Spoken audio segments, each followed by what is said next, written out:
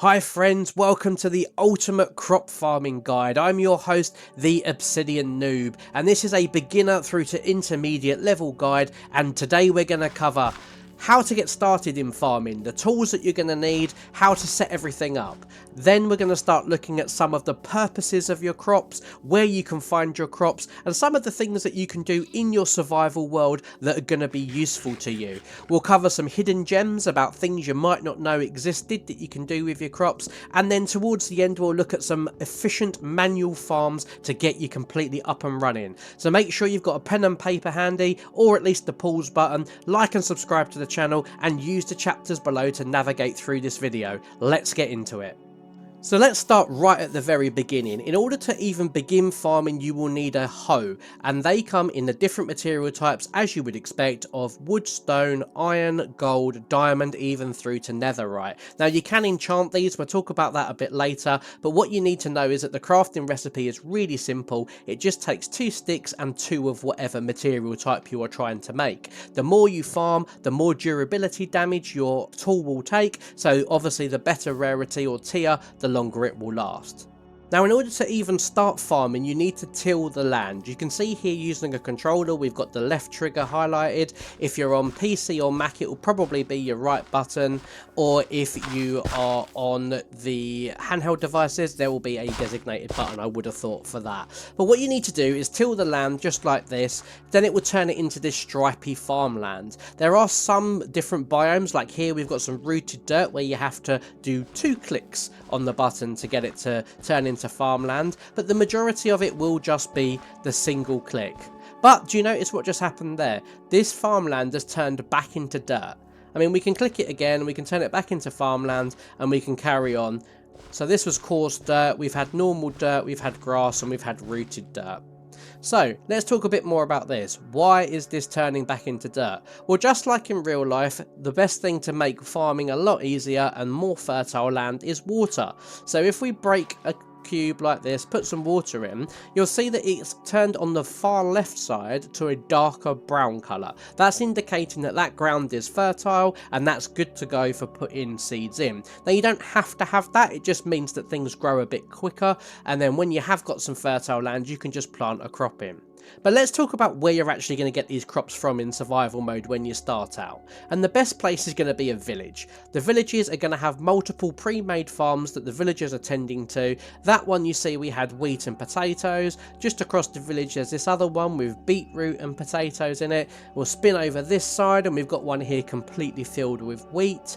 And the beyond one there we've got some wheat and some carrots. And all you need to do is just harvest these yourself, and then you can collect the items, and if you feel so inclined you can replant them to help the villagers out. Now when you want to start looking for things like pumpkins can generally be found on the plains biome, as you see here, just out in the wild. And again, if you're thinking about watermelons, then again in the jungle biome as you go through you'll find them just in amongst some of the trees, and again you can mine those, take them back and start planting them to develop things a bit further.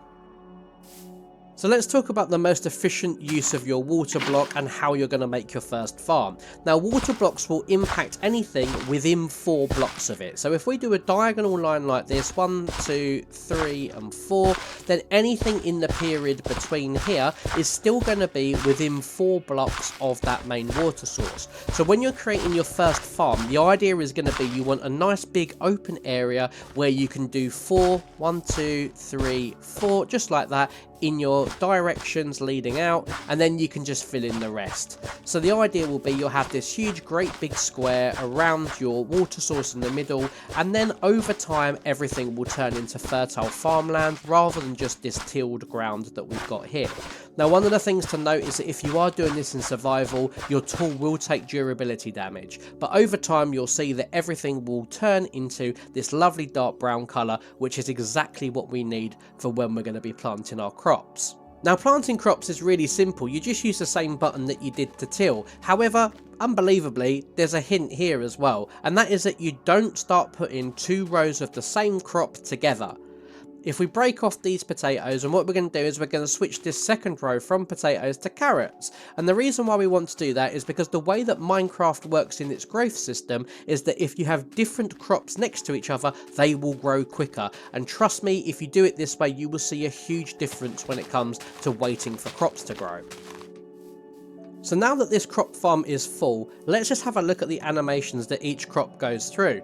You can see that it isn't just a case of plant it and it suddenly pops up. You do get different levels of growth, and the important thing to know is you only want to harvest them when they're at their top level and fully grown.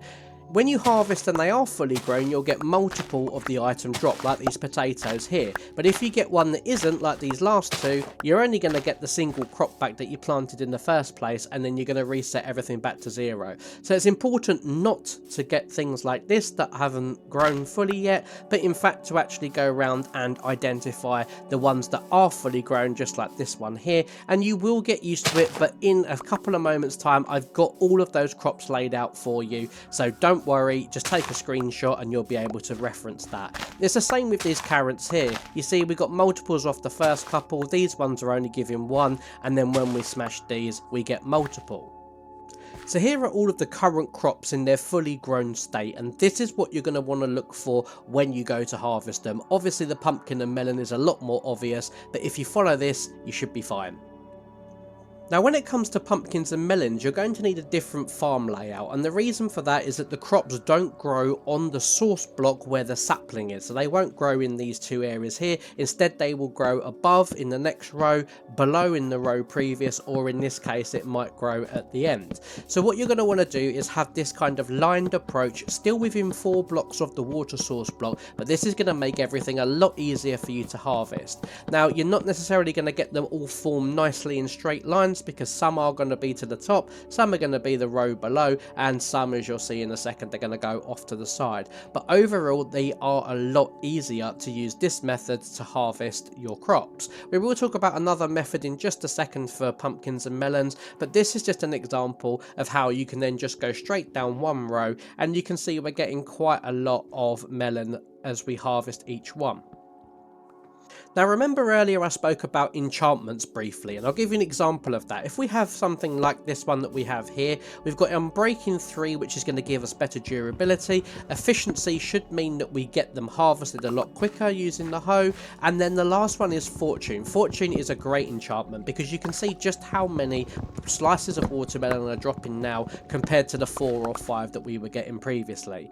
Unfortunately though, for pumpkins it doesn't seem to make that much difference. If we use a stone hoe, we get 1 pumpkin, and it takes, you know, a couple of seconds to get through each one. And if we switch it over to the one that's enchanted, it still seems to take the same sort of time, and it still only drops 1 pumpkin. Whether that's a glitch, I don't know, but it doesn't seem to be much difference for pumpkins. So with all that being said, let's now just take a look at the second technique that I spoke about, and that is called the checkerboard technique. Now this technique uses the same principles as before, where you want your water block source in the middle and then a diagonal of 4 blocks to each side, making a big X like this. Now the difference is that you're not filling in every single block, it's going to be just the ones diagonally to each other, so you make what looks like a checkerboard. Now this can be really useful, and what I like to do here is still stick to alternating 1 row of pumpkin seeds, 1 row of melon seeds, but this arguably has the best growth rate and will give you the biggest yield in the quickest time possible. As this starts to grow, you'll see that again these go through various animation cycles, but then before long you will have a full patch of pumpkins and mixed in with some melons as well.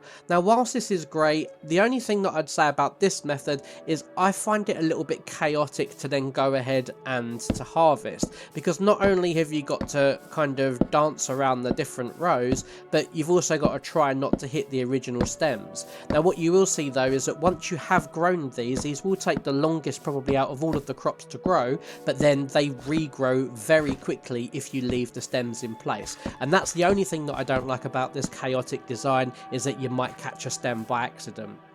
Now, one of the other tips about farming that I wish I'd known when I first started is that you can use bone meal to speed things up. You can get these by killing skeletons, getting their bones in survival, and then you just use it like this on the sapling itself, and it will suddenly grow up really nice and really big and really quick. Now, with a normal tick speed, these only took about 45 seconds in real time to go from this fully grown state here with the bone meal all the way through to actually producing something that can be harvested. So I recommend using bone meal, especially on these farms, to get everything started, and that will get you up and running as soon as possible. So let's talk a little bit about why you want crops in the first place and what you're going to do with them. Well, the first one is that they're really useful for breeding. If you use 2 wheat, 1 on each sheep, it will produce a little lamb. That's a really good sustainable wool resource for you. If you use it on cows, similar, but this time the calf will be born. That's really good for leather. You can use potatoes or carrots on pigs. They're really good for a food resource, and possibly they'll have another resource or use coming in the future. And then you've got seeds, which you can get from either the longer grass, or you can get that as a byproduct of your wheat for your chickens. All of that's really quite useful. You can then use any surplus crops you've got on the babies. You'll get the green stars like this, which will help them grow, and obviously some of them you can just cook the crops and use that as food, or eat it raw, like your potatoes that you can bake either in a smelter or you can do it on a campfire. Now, golden carrots are one of the more rare items in the game. They're actually classed as a master level trade from villagers, but they are going to be really useful to mid to end game for you. These restore 6 health points of your food, and they will give you a saturation buffer of 14.4, which means that you're not going to need to eat very often. They're going to help you out quite a lot, and they're really quite simple to make. All you need to do is get yourself some gold bars at some point in the game, break them down into nuggets just like this, and you can put them round the outside with a carrot in the middle, or just use the predetermined recipe like this, and then you're going to get yourself some very rare and very good items. Now, if you ever wondered why people have auto farms for pumpkins, melons, or even carrots, I'll just touch upon that as our final point in today's video, and that is in villager trading. Now, probably one of the easiest way to get emeralds in the game is going to be through trading crops with farmers, just like this. This is why people have the farms, so they can get lots and lots and lots of crops, so they can get lots of emeralds, and then they can use those emeralds to trade with other villagers to get things like enchantment books, or alternatively rarer items that they can't find in their world. So that's ultimately why you would want to have a farm, and why you would want to continually repeat this process to get as many emeralds as possible. Now, I've covered a lot of information in this video, but I hope it's all been useful to you on your journey to understanding how farming works. If it has, please like the video and subscribe to the World of the Obsidian Noob for more guides just like this. Have a great day wherever you are, and I'll see you on the next video.